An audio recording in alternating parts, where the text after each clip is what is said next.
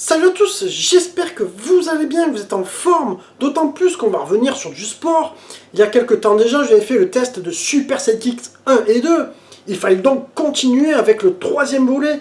Alors dans cette vidéo, je vais vous parler de la version CD, mais de la version AES aussi, car il y a pas mal de différences entre les deux, et c'est pas forcément des différences très cool. On enchaîne tout de suite après le générique.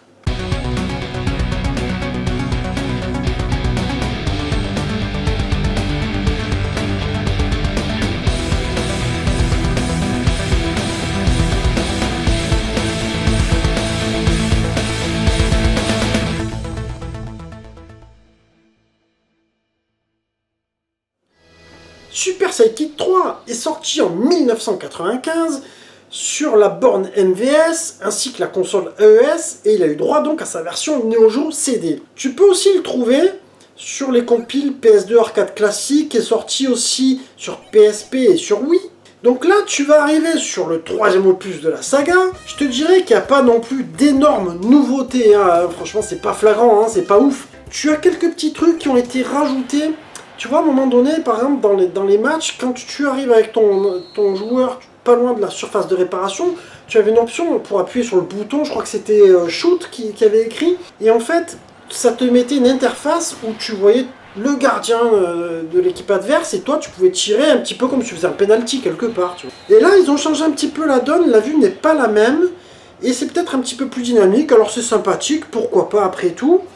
Je te dirais que sinon... Tu as des petites choses qui ont sauté, comme le coup de la pièce pour savoir qui va commencer. Mais ce qui est important de noter sur ce jeu-là, c'est que la version Neo CD, les enfants, est une daube. Dans le sens où elle n'est pas du tout représentative de la version AES et MVS. Je vais t'expliquer pourquoi. Moi, je l'ai reçu il n'y a pas très longtemps et je m'étais dit, bon, de toute façon, il faut que je fasse la capture, parce que la Neo CD est vraiment pratique pour moi, elle marche super bien sur les captures, il n'y a jamais de soucis. Et en même temps, j'ai mon pote Farid qui était là en vacances, et je lui dis, ben, viens à la maison, comme ça on va se faire une petite soirée gaming, et en même temps je vais faire mes captures, et ça fera une partie à 2 joueurs, tu vois. Et là on s'est dit, putain, c'est pas possible, tu vois, on a commencé à le mettre. Bon, alors déjà, t'as un petit délire, c'est que t'as un chargement avec une musique d'ascenseur qui, franchement, c'est abusé, quoi, je sais pas. J'aurais pu mettre une musique plus entraînante. Bon, après, à ce niveau-là, les chargements sont pas catastrophiques, franchement, c'est pas le souci. Mais dans le jeu, à un moment donné, tu te dis, c'est bizarre quand tu joues. Si tu veux, c'est un petit peu mou, et t'as ton joueur à un moment donné qui se met à accélérer. Alors moi, je vous rappelle que je suis en 50 Hz, mais après, si tu joues en 60, c'est pareil, tu vas voir cette différence-là. Et c'est vraiment chelou, c'est-à-dire qu'à un moment donné, tu te dis, mais est-ce qu'il y a une technique pour accélérer avec le joueur? Mais non, en fait, c'est le jeu qui est mal foutu, il est mal branlé. Alors tu dis, en plus, attends, Sidekicks, c'est pas des jeux qui prennent des millions de mégas.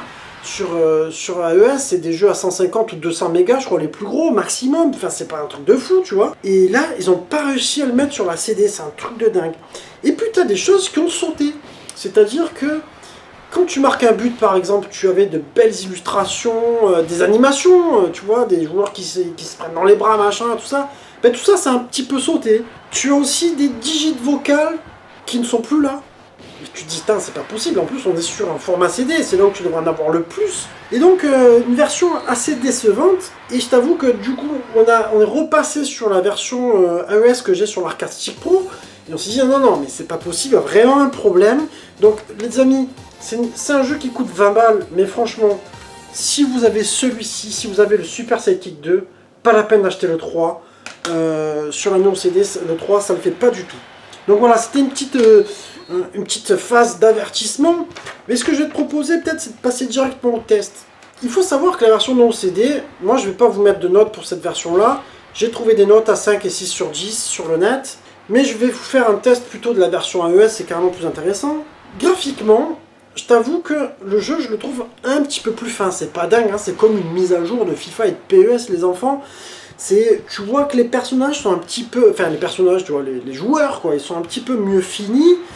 Il y a peut-être un petit peu plus de finesse sur le graphisme en général, un petit peu plus de netteté, mais c'est pas dingue non plus. Après, bon, voilà, ça reste dans l'esprit de Super Sidekick. Je pense qu'ils avaient trouvé la bonne recette avec le 2 et ils voulaient pas trop prendre de risques. Je pense qu'à un moment donné, ils se sont dit, là, on est sur le bon truc. On en reparlera de toute façon pour l'Ultimate 11, hein, le Sidekick 4. Mais en gros, graphiquement, moi je restais quand même sur une note de 17 sur 20. C'est un jeu de foot, tu vois, on peut pas non plus en demander trop. Au niveau animation, ben, je le trouve un petit peu plus dynamique que le 2. J'ai l'impression qu'il est un petit peu plus rapide. Il répond un petit peu mieux. C'est pas... C'est des chouillas, hein, c'est pas un truc de dingue, tu vois. Mais tu le sens que ça réagit un peu plus vite. Tu n'as pas de ralentissement comme dans le précédent. Enfin, le précédent n'en avait pas non plus. C'est assez fluide, ça le fait plutôt pas mal. Je crois que c'est tout ce que j'ai à dire au niveau de l'animation. Donc on va rester sur du 18 sur 20. Pour la jouabilité, ils ont gardé la même recette du 2. Et ils ont recommencé. Je crois que tu as juste quelques petites techniques qui j'ai l'impression qu'ils sont pas dans le 2, genre des petits passements de jambes, tu vois, des petits trucs avec le ballon, qui sont sympathiques, sont les bienvenus. Après, ça reste très jouable pour tout le monde, c'est ça ce qui est bien, c'est que tu vois, tu peux faire venir n'importe qui, même quelqu'un qui est pas forcément bon dans le jeu vidéo, tu lui mets le pad AES, il joue, il se régale. Donc, à ce niveau-là, ça le fait mieux. Et je te dirais aussi que j'ai remarqué qu'au niveau de l'intelligence artificielle, c'était un petit peu mieux que le 2. C'est-à-dire que quand tu fais des passes, etc., les joueurs, ils courent un petit peu moins dans tous les sens, tu vois. Bon, après, c'est pas ouf.